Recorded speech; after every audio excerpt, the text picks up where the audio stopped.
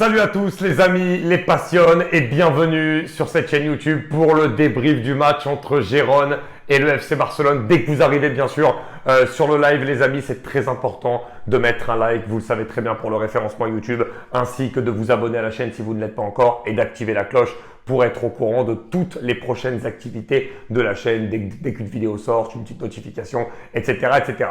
Aujourd'hui, le titre de la vidéo, un Barça XXL, débrief Gérone-Barça, let's go les gars. Non mais les gars, honnêtement, je suis en feu.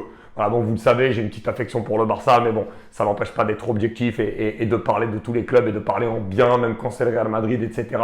On est des amoureux du football avant tout, mais quand vous êtes supporter du Barça, que vous avez mangé ce que vous avez mangé depuis des années et des années, très clairement, ce qu'on voit là, ça fait plaisir. Oui, c'est un début de saison. Oui, ok, il n'y a pas eu encore les grosses échéances, ce que vous voulez les gars. Mais quand on a donné à manger ce qu'ont mangé les supporters du Barça depuis tant d'années, c'est tout simplement un régal pour les yeux. Puisqu'enfin, on voit cette qualité qu'on veut inculquer à toutes ces équipes de jeunes du Barça. Et des entraîneurs qui ont essayé de jouer à chaque fois à d'autres jeux, qui se sont concentrés sur d'autres choses et pas sur l'essentiel. Et finalement, depuis le début de saison, avec Hansi Flick, on a un Barça qui renaît. Et là, on le voit les gars, dans ce match-là contre Gérone.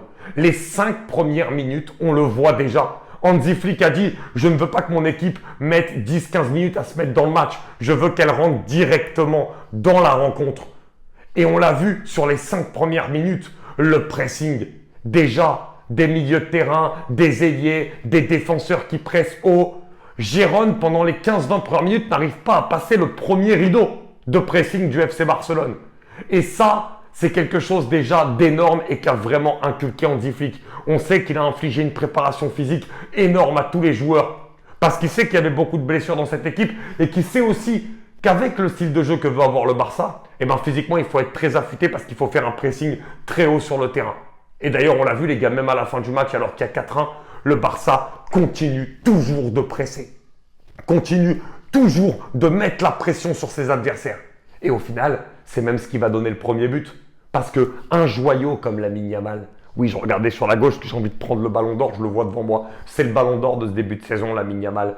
Mais un joueur comme lui, qui est aussi beau à voir jouer, en général, il n'y a pas d'entraîneur qui dirait « Bon, toi, ne fais pas trop les efforts défensifs, contente-toi de nous faire des différences offensivement et c'est tout. » Mais non, Lamine Yamal, il a 17 ans, il a le coffre pour courir et il le fait. Et sur le premier but, c'est ça. C'est vraiment ce pressing qu'instaure Hansi Flick. Mais ça fait des années que je le dis, moi, les gars, pour ceux qui me suivent depuis longtemps. Ça fait des années que je vous dis que ce qui manquait au Barça de Xavi et même dans les Barça d'avant, Koeman, Setien, Valverde, c'était ce pressing pour récupérer le ballon le plus haut sur le terrain. J'insiste sur cette notion, les gars, parce qu'elle est hyper importante. Et lorsque tu vois que Lamine Yamal va encore au pressing, il est aidé, David Lopez, il a du mal à ressortir le ballon. Et derrière, on va lui récupérer ce ballon. Et derrière, ça offre un contre 1 à Lamine Yamal qui va tromper Gazzaniga, 1-0. Et ensuite, évidemment, tu as un Barça plus libéré parce que Gérone va un peu plus se découvrir. Donc, tu as encore plus d'espace dès que tu récupères le ballon. Et ce qui est bien avec ce Barça, c'est que c'est un Barça tout en maîtrise, en possession, mais c'est un Barça qui peut aussi jouer la transition. C'est un Barça qui va toujours exploiter l'espace et qui va toujours essayer de piquer. Dès qu'il y a une occasion de faire mal, on va aller piquer. Et c'est ça qu'on voit sous la houlette d'Hansi Flick et qui est vraiment, vraiment hyper intéressant.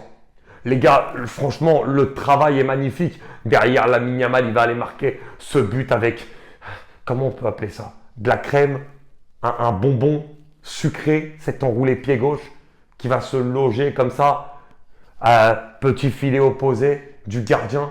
C'est extraordinaire. Et les gars, tout le match, cette pression et en plus aussi cette volonté, on la connaissait déjà chez un joueur comme Koubarsi par exemple, mais cette volonté chez tous les joueurs d'aller effectuer des passes qui cassent les lignes, de prendre des risques balle au pied. Mais quand tu as la qualité technique des mecs du Barça, que depuis que tu es petit, les Massiens sont habitués à jouer comme ça, évidemment, tu as beaucoup plus de taux de réussite. Et ça passe avec des joueurs de cette qualité-là, de cette technique-là. Dani Olmo, parce que Dani Olmo, le 3e but, il est exceptionnel avec cette passe. Et le 4e avec Casado, Pedri, c'est la passe de Casado, la passe de Casado. Non mais les gars, quand ça joue comme ça, on a des étoiles plein les yeux. Oui, au Barça, on est tous nostalgiques de l'époque de Pep Guardiola. On la retrouvera peut-être, peut-être pas. Ce sera différent. Mais en tout cas, d'avoir ces mecs qui jouent comme ça, qui combinent en une touche de balle, qui font le pressing, qui récupèrent les ballons haut, qui techniquement sont super bons. C'est incroyable. Et c'est là où Flick, pour moi, me choque. C'est parce qu'il a compris ça à Barcelone. Il savait, on l'avait vu dans le Barça de Xavi, qu'il y avait des préceptes qui pouvaient laisser envisager que cette équipe était capable de bien jouer. Mais elle n'avait pas de mental, elle n'avait pas de conditions physiques. Et elle avait peur. Parce que dès qu'elle marquait, elle se repliait. Là, avec Flick, la différence, c'est qu'on a toujours envie d'aller attaquer. À la 92e minute, ça presse encore. Et c'est ça la différence. On a une équipe qui veut faire les efforts ensemble et qui veut toujours aller attaquer. Et les gars, Rafinha est à un niveau énorme. Franchement, il y a une passe D qu'il doit avoir ce soir pour Robert Lewandowski qui rate son face-à-face. Mais encore une fois, lui, je le vois, 75e minute, Gazzaniga, il a le ballon, il va le presser encore. La force physique qu'il faut avoir pour faire ça, c'est stratosphérique. Et toujours, on va au pressing et on se trouve les yeux fermés. Dani Olmo. Olmo, Dani Olmo, oh Dani Olmo, Olmo. Les gars, c'est quoi ce mec? Depuis qu'il est arrivé au FC Barcelone, il est rentré contre le Rayo Vallecano, il perdait 1-0, 2-1. Valladolid titulaire 7-0, Gérone titulaire 4-1. Il fluidifie d'une manière exceptionnelle le jeu offensif. Omar Da Fonseca l'a très bien dit, la première touche de balle d'Olmo, elle est stratosphérique les gars. À chaque fois, cette capacité dès qu'il prend le ballon à se retourner vers l'avant. Le but, il le marque dans un angle impossible, frappe chirurgicale. Quelle intelligence de jeu, quelle facilité balle au pied. C'est un bonbon. Et en plus, Olmo, il est en numéro 10, mais très souvent, il redescend aux côtés de Pedri et de Casado. Casado, c'est quoi cette passe? C'est quoi cette passe pour Pedri?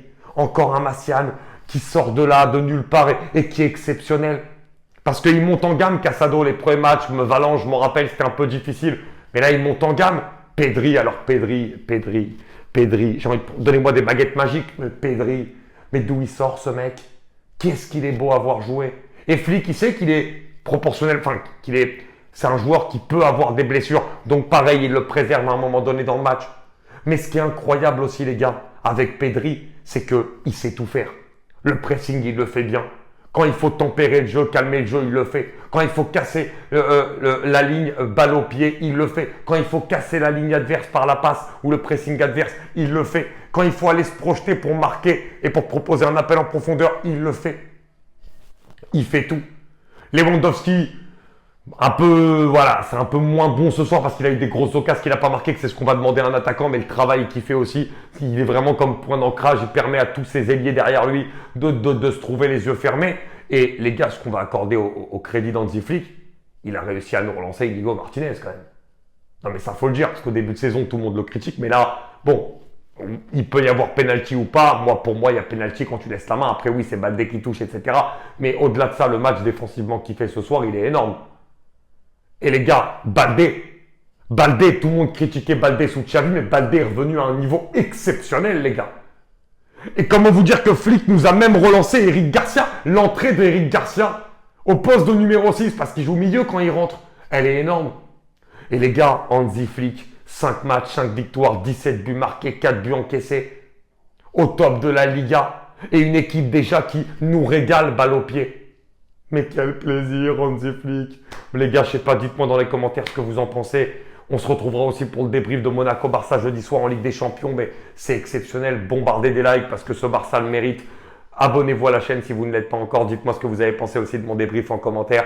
Je vous aime, les gars. Te amo, la grande passion. Ne pas oublier l'entrée de Pau Victor qui est exceptionnelle. On a un très grand talent aussi avec ce garçon. Les gars, comme je vous ai dit, on termine avec le dicton Viva, Ipala, la grande passion. Likez, abonnez-vous et mettez la cloche. Je vous aime.